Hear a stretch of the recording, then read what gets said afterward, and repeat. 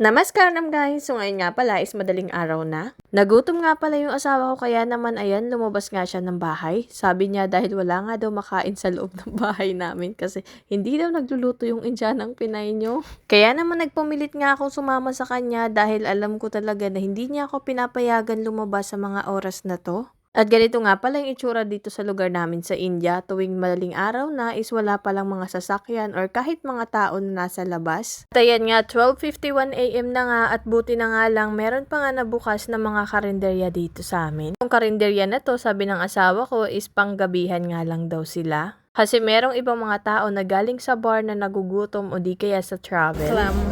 I guess no, this is not clam. Tahong. You like tahong ha? Indian tahong. You like Indian tahong.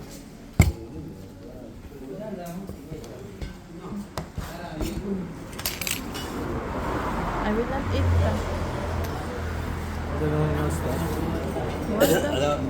At ayan nga pala, habang kumakain nga pala tong asawa ko is parang may nararamdaman na pala ako na something. Kasi nga napapansin ko siya is parang nakikinig siya sa usapan ng mga lalaki sa katabing table namin. At parang nililibang-libang ko nga lang yung asawa ko kasi baka mamaya mapaaway kami dito at magalit yung mother-in-law ko. Kaya naman napa-order nga ako ng kape dito para naman kahit papano is meron din akong gagawin. Siguro nga parang iniisip ata ng mga tao dito na pukpukin ako or what dahil nga gabing-gabi na at nasa labas pa din ako.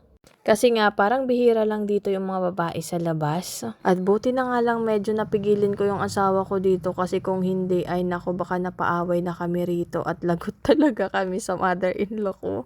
So ayun lang pala yung first time experience ko ng gabi dito tapos biglaang may pagganito. Kaya naman sabi ng asawa ko next time hindi na daw niya ako sasama sa gabi.